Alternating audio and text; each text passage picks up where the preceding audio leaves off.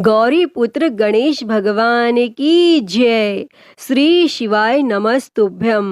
शिव संकल्प न छोड़ते, शिव न भूलते भाव, हर अभाव स्वीकारना शिव का सहज स्वभाव। तो सभी प्रेम से बोलिए श्री शंकर पार्वती भगवान की जय।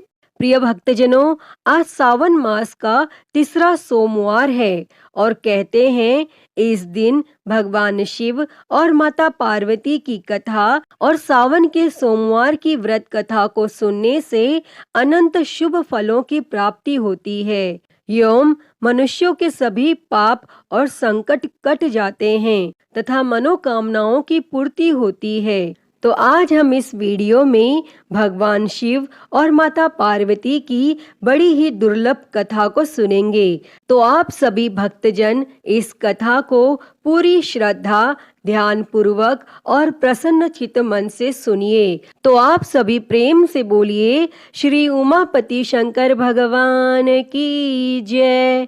सर्वदेवी देवता की जय।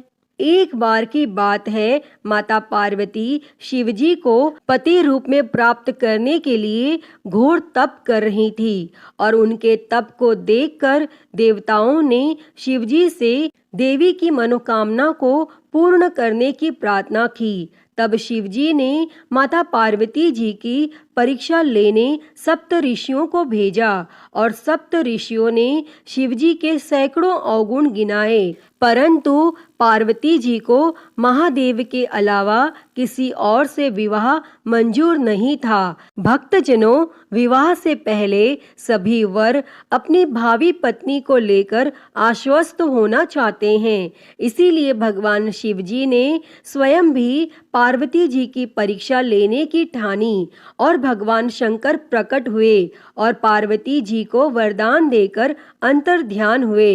इतने में पार्वती माता जहाँ तप कर रही थी, वहीं पास में तालाब में मगरमच्छ ने एक लड़के को पकड़ लिया और लड़का जान बचाने के लिए चिल्लाने लगा। माता पार्वती जी से उस बच्चे की चीख सुनी नहीं गई और द्रवित हृदय होकर वह तालाब पर पहुंची तो देखती है कि वह मगरमच्छ लड़के को तालाब के अंदर खींचकर ले जा रहा है। तब लड़के ने देवी को देखकर कहा, मेरी ना तो माँ है, ना बाप, ना कोई मित्र, माता आप मेरी रक्षा करें। तब पार्वती जी ने कहा, हे मगरमच्छ, इस लड़के को छोड़ दो। तब मगरमच्छ बोला, दिन के छठे पहर में जो मुझे मिलता है उसे अपना आहार समझकर स्वीकार करना मेरा नियम है और ब्रह्मदेव ने दिन के छठे पहर इस लड़के को भेजा है, मैं इसे क्यों छोड़ूं? तब पार्वती जी ने विनती की,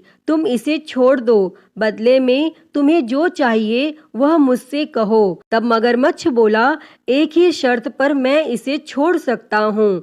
आपने तप करके महादेव जी से जो वरदान लिया है, यदि उस तप का फल मुझे दे दो तो मैं इसे छोड़ दूंगा। तब पार्वती जी तुरंत तैयार हो गई और उन्होंने कहा, मैं अपने तप का फल तुम्हें देने के लिए तैयार हूँ, लेकिन तुम इस बालक को छोड़ दो। और मगरमच्छ ने समझाया, सोच लो देवी, जोश में आकर संकल्प मत करो। हजारों वर्षों तक जैसा तप किया है वैसा देवताओं के लिए भी संभव नहीं है। उसका सारा फल इस बालक के प्राणों के बदले चला जाएगा। तब माता पार्वती जी ने कहा, मेरा निश्चय पक्का है, मैं तुम्हें अपने तप का फल देती हूँ, तुम इसको जीवन दे दो। और तब मगरमच्छ ने पार्वती जी से तप दान करने का संकल्प करवाया और तप का दान होते ही मगरमच्छ का देह तेज से चमकने लगा और मगरमच्छ बोला, हे पार्वती, देखो तप के प्रभाव से मैं तेजस्वी बन गया हूँ। तुमने जीवन भर की पूंजी एक बच्चे के लिए व्यर्थ कर दी, चाहो तो अपनी भूल सुधारने का एक मौका और दे सकता हूँ। तब पार्वती जी ने कहा, हे ग्राह, तब तो मैं पुनः कर सकती हूँ, किंतु यदि तुम इस लड़के को निगल जाते तो इसका जीवन वापस नहीं मिल सकता था। और देखते ही देखते वह लड़का अदृश्य हो गया और मगरमच्छ भी लुप्त हो गया। तब पार्वती जी ने विचार किया, मैंने तब तो दान कर दिया है और अब पुनः तप आरंभ करूंगी। और पार्वती जी ने फिर से तप करने का संकल्प लिया। तब भगवान सदाशिव फिर से प्रकट होकर बोले, पार्वती भला अब क्यों तप कर रही हो? तब पार्वती जी ने कहा, प्रभु मैंने अपने तप का फल दान कर दिया है। आपको पति रूप में पाने के संकल्प के लिए मैं फिर से वैसा ही घोर तप कर आपको प्रसन्न करूंगी। और तब महादेव जी बोले, मगरमच्छ और लड़के दोनों रूपों में मैं ही था और तुम्हारा चित्त प्राणी मात्र में अपने सुख दुख का अनुभव करता है या नहीं, इसकी परीक्षा लेने को मैंने यह लीला रची थी। अनेक रूपों में दिखने वाला मैं एक ही हूँ। मैं अनेक शरीरों से अलग निर्विकार हूँ। तुमने अपना तप मुझे ही दिया है, इसीलिए अब और तप करने की कोई जरूरत नहीं है। तब देवी ने महादेव को प्रणाम कर प्रसन्न मन से विदा किया। तो सभी प्रेम से बोलिए, शंकर पार्वती भगवान की जय। हर हर महादेव। प्रिय भक्तजनों, आइए अब सुनते हैं सभी मनोकामनाओं को पूरी करने वाली अगली कथा। एक समय की बात है, एक गांव में भगवान शिव जी का परम भक्त एक ब्राह्मण रहता था। वह ब्राह्मण जब तक रोज सुबह ब्रह्म मुहूर्त में उठकर नित्य कर्मों से निवृत्त होने के पश्चात भगवान शंकर का पूजन नहीं कर लेते थे, तब तक उन्हें चैन नहीं पड़ता था और जो कुछ भी दान दक्षिणा में आ जाता उसी से वह ब्राह्मण अपना गुजारा करते थे। और दयालु इतने थे कि जब भी कोई जरूरतमंद मिल जाता तो अपनी क्षमता के अनुसार उसकी सेवा जरूर करते थे। और इस कारण शिवजी के परम भक्त ब्राह्मण देवता गरीबी का जीवन व्यतीत कर रहे थे। और ब्राह्मण की इस दानी प्रवृत्ति से उनकी पत्नी उनसे चिढ़ती तो थी, किंतु उनकी भक्ति परायणता को देख उनसे अत्यधिक प्रेम करती थी। इसीलिए वह कभी भी उनका अपमान नहीं करती थी और साथ ही अपनी जरूरत का धन वह आस पड़ोस में मजदूरी करके जुटा लेती थी। एक समय ऐसा आया जब मंदिर में दान दक्षिणा कम आने लगी, जिससे उन पंडित जी को आर्थिक तंगी का सामना करना पड़ा और घर की मूल आवश्यकताओं की पूर्ति नहीं होने के कारण ब्राह्मणी दुखी रहने लगी। और इसी तरह दिन बीतने लगे। एक दिन महाशिवरात्रि का दिन आया और उस दिन भी पंडित जी हमेशा की तरह ब्रह्म मुहूर्त में उठकर नित्य कर्मों से निवृत्त होने के लिए नदी की ओर चल दिए। संयोग से उस समय उस राह से पार्वती जी और शिवजी गुजर रहे थे। तब अचानक से पार्वती जी की नजर उस ब्राह्मण पर पड़ी और आज पंडित जी महाशिवरात्रि को लेकर इतने उत्साहित नहीं थे जितने कि अक्सर हुआ करते थे। और तब पार्वती जी को बात समझते देर नहीं लगी और उन्होंने भगवान शिव जी से कहा, हे भगवान, यह ब्राह्मण देवता प्रतिदिन आपकी उपासना करते हैं, फिर भी आपको इसकी चिंता नहीं है। और पार्वती जी की बात सुनकर शिवजी बोले, देवी, अपने भक्तों की चिंता मैं नहीं करूँगा तो कौन करेगा? तब पार्वती जी बोली, तो हे महादेव, आपने अब तक इसकी सहायता क्यों नहीं की? तब शिवजी बोले, देवी, आप निश्चिंत रहिए, अब तक उसने जितने बिल्व पत्र शिवलिंग पर चढ़ाए हैं वही बिल्व पत्र आज रात्रि में उसे धनपति बना देगा। और यह बातचीत करके पार्वती जी और शिवजी तो चल दिए, किंतु संयोग तो देखिए, उसी समय उस राह में एक व्यापारी गुजर रहा था और उसने छुपकर शिवजी और पार्वती जी का वार्तालाप सुन लिया। तब व्यापारी ने अपना दिमाग चलाया, अगर बिल्व पत्र से ब्राह्मण धनपति हो सकता है तो फिर मैं क्यों नहीं हो सकता। और यही सोच वह ब्राह्मण के घर पहुंच गया और ब्राह्मण से बोला, पंडित जी, आपने अब तक जितने भी बिल्व पत्र शिव पूजन में चढ़ाए हैं वह सब मुझे दे दीजिए और बदले में मैं आपको 100 स्वर्ण मुद्राएं दूंगा। तब पंडित जी ने अपनी पत्नी से पूछा तो वह बोली, पुण्य का दान ठीक तो नहीं है, किंतु अगर आपका मन करे तो दे दीजिए और हमें धन की जरूरत है, इसीलिए दे दीजिए। और तब पंडित जी ने सारे बिल्व पत्र बोरे में भरकर सेठ जी को दे दिए और बिल्व पत्रों का बोरा लेकर सेठ जी पहुंच गए मंदिर और शिवलिंग पर चढ़ाकर देखने लगे कि कब शिवजी कृपा करेंगे और कब वह और धनपति बन जाएगा। तब प्रतीक्षा करते करते सेठ जी को आधी रात हो गई और सेठ जी चमत्कार देखने के लिए बहुत उतावले हो रहे थे और आखिर में तीसरा पहर गुजरने के बाद सेठ जी के सब्र का बांध टूट ही गया और क्रोध में आकर सेठ जी ने शिवलिंग को झंझोरने लगे। फिर अचानक ही चमत्कार हुआ और सेठ जी के हाथ शिवलिंग से ही चिपके रह गए। तब उन्होंने बहुत प्रयास किया किंतु हाथ हिले तक नहीं। थक हार कर सेठ जी शिव जी से क्षमा याचना करने लगे तो शिव जी बोले, हे लोभी सेठ, जिस ब्राह्मण से तूने यह बिल्व पत्र खरीदे हैं उसे 1000 स्वर्ण मुद्राएं दे, तब जाकर तेरे हाथ छूटेंगे। और प्रातः काल जब पंडित जी पूजन के लिए आए तो उन्होंने देखा कि सेठ जी के हाथ शिवलिंग से चिपके हुए हैं और सेठ जी रो रहे हैं। तब उन्होंने पूछा तो सेठ बोला, पंडित जी, शीघ्रता से मेरे बेटे को 1000 स्वर्ण मुद्राएं लेकर मंदिर आने को कहिए। तब पंडित जी ने सेठ के बेटे को बुलाया और सेठ ने वह स्वर्ण मुद्राएं ब्राह्मण को दिलवा दी। तब जाकर सेठ के हाथ शिवलिंग से छूटे और यह देखकर पार्वती जी शिवजी से पूछती हैं, हे नाथ, आपने अब तक अपने भक्त को कोई धन नहीं दिया। तब शिवजी बोले, देवी, मेरे पास कहाँ धन है जो मैं दूंगा, किंतु मेरा भक्त अब गरीब नहीं है, यह तुम स्वयं देख लो। और 1000 स्वर्ण मुद्राएं मिलने के बाद ब्राह्मण और ब्राह्मणी सुखी से अपना जीवन यापन करने लगे। अतः हे भगवान शिव जी, हे माता पार्वती, जैसी कृपा आपने उस ब्राह्मण पर की, ऐसी ही कृपा इस कथा को कहते, सुनते और हुंकारा भरते सभी पर करना। तो सभी प्रेम से बोलिए, शंकर पार्वती भगवान की जय।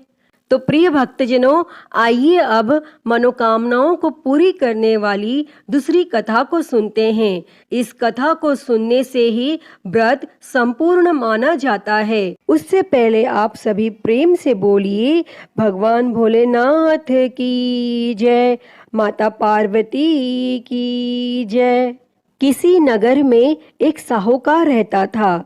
उसके घर में धन की कोई कमी नहीं थी, लेकिन उसकी कोई संतान नहीं थी, जिस वजह से वह बेहद दुखी था। पुत्र प्राप्ति के लिए वह भगवान शिव के प्रत्येक सोमवार का व्रत रखता था और पूरी श्रद्धा के साथ शिवालय में जाकर भगवान शिव और माता पार्वती जी की पूजा करता था।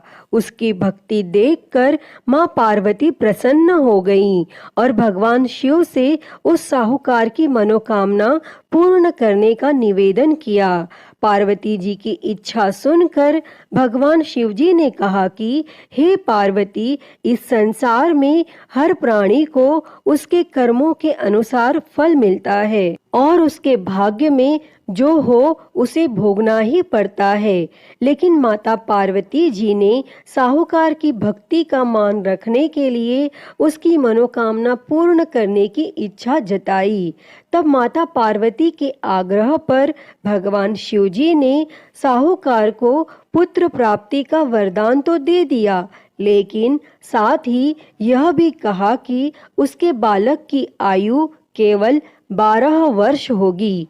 तब माता पार्वती और भगवान शिवजी की इस बातचीत को साहूकार सुन रहा था। उसे ना तो इस बात की खुशी थी और ना ही गम। वह पहले की ही भांति भगवान शिवजी की पूजा करता रहा और कुछ समय उपरांत साहूकार के घर एक पुत्र का जन्म हुआ। जब वह बालक 11 वर्ष का हुआ तो उसे पढ़ने के लिए काशी भेज दिया गया। साहूकार ने पुत्र के मामा को बुलाकर उसे बहुत सारा धन दिया और कहा कि तुम इस बालक को काशी विद्या प्राप्ति के लिए ले जाओ और मार्ग में यज्ञ करवाते जाना। जहाँ भी यज्ञ कराओ वहीं पर ब्राह्मणों को भोजन कराते और दक्षिणा देते हुए जाना। और दोनों मामा भांजे इसी तरह यज्ञ कराते और ब्राह्मणों को दान दक्षिणा देते काशी की ओर चल पड़े। रास्ते में एक नगर पड़ा जहाँ नगर के राजा की कन्या का विवाह था, लेकिन जिस राजकुमार से उसका विवाह होने वाला था वह एक आंख से काना था। तब राजकुमार के पिता ने अपने पुत्र के काना होने की बात को छुपाने के लिए एक चाल सोची। साहूकार के पुत्र को देखकर उसके मन में एक विचार आया। तब उसने सोचा क्यों ना इस लड़के को दुल्हा बनाकर राजकुमारी से विवाह करा दूं और विवाह के बाद इसको धन देकर विदा कर दूंगा और राजकुमारी को हर हर महादेव ले जाऊंगा। और फिर उस लड़के को दूल्हे का वस्त्र पहनाकर राजकुमारी से विवाह करा दिया गया। लेकिन साहूकार का पुत्र एक ईमानदार लड़का था। उसे यह बात न्याय संगत नहीं लगी और उसने अवसर पाकर राजकुमारी की चुन्नी के पल्ले पर लिखा कि तुम्हारा विवाह मेरे साथ हुआ है, लेकिन जिस राजकुमार के संग तुम्हें भेजा जाएगा वह एक आंख से काना है। मैं तो काशी पढ़ने जा रहा हूँ। तब राजकुमारी ने चुन्नी पर लिखी बातें पढ़ी तो उसने अपने माता पिता को यह बात बताई। तब राजा ने अपनी पुत्री को विदा नहीं किया और फिर वह बारात वापस चली गई। दूसरी ओर साहूकार का लड़का और उसका मामा काशी पहुँचे और वहां जाकर उन्होंने यज्ञ किया और जिस दिन लड़के की आयु 12 साल की हुई उसी दिन यज्ञ रखा गया। लड़के ने अपने मामा से कहा कि मेरी तबीयत कुछ ठीक नहीं है। तब मामा ने कहा कि तुम अंदर जाकर सो जाओ और भगवान शिवजी के वरदानानुसार कुछ ही क्षणों में उस बालक के प्राण निकल गए और मृत भांजे को देखकर उसके मामा ने विलाप शुरू किया। संयोगवश उसी समय भगवान शिवजी और माता पार्वती उधर से जा रहे थे। तब माता पार्वती ने भगवान शिवजी से कहा, प्राणनाथ, मुझे इसके रोने के स्वर सहन नहीं हो रहे। आप इस व्यक्ति के कष्ट को अवश्य दूर करें। और जब भगवान शिवजी मृत बालक के समीप गए तो वह बोले कि यह तो उसी साहूकार का पुत्र है जिसे मैंने 12 वर्ष की आयु का वरदान दिया था। अब उसकी आयु पूरी हो चुकी है। लेकिन मातृभाव से विभोर माता पार्वती ने कहा कि हे महादेव, आप इस बालक को और आयु देने की कृपा करें, अन्यथा इसके वियोग में इसके माता पिता भी तड़प तड़प कर मर जाएंगे।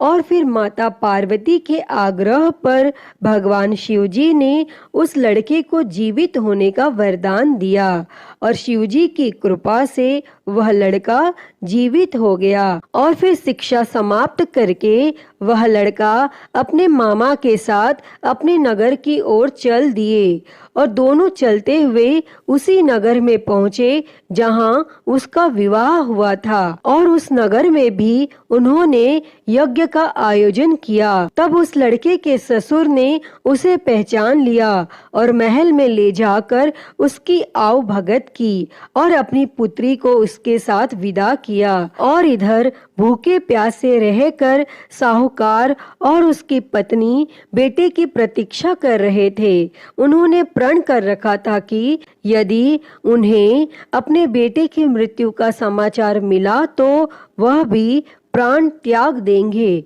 परंतु अपने बेटे के जीवित होने का समाचार पाकर वह बेहद प्रसन्न हुए। और फिर उसी रात भगवान शिवजी ने उस साहूकार के स्वप्न में आकर कहा, हे श्रेष्ठी, मैंने तेरे सोमवार के व्रत करने और व्रत कथा सुनने से प्रसन्न होकर तेरे पुत्र को लंबी आयु प्रदान की है। प्रिय भक्तों, जो कोई भी सोमवार का व्रत करता है या कथा सुनता और पढ़ता है, उसके सभी दुख दूर होते हैं और समस्त मनोकामनाएं पूर्ण होती हैं।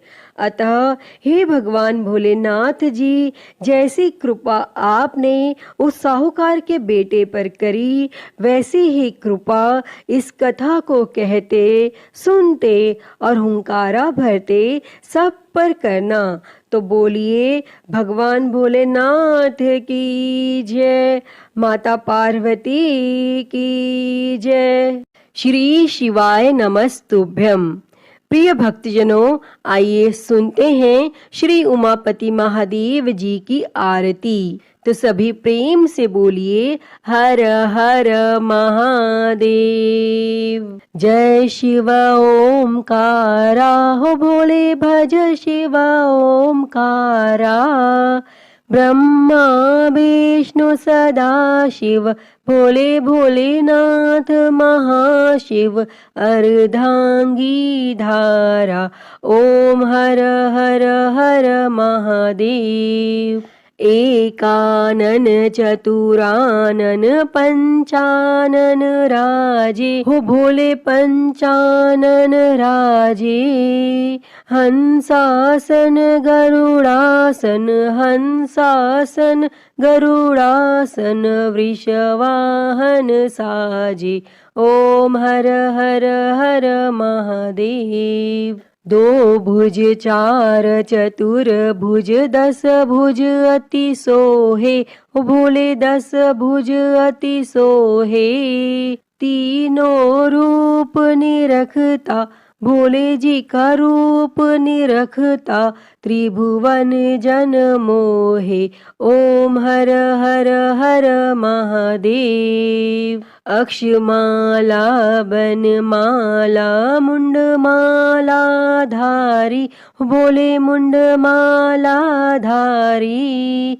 चंदन मृग मद सोहे, चंदन मृग मद सोहे।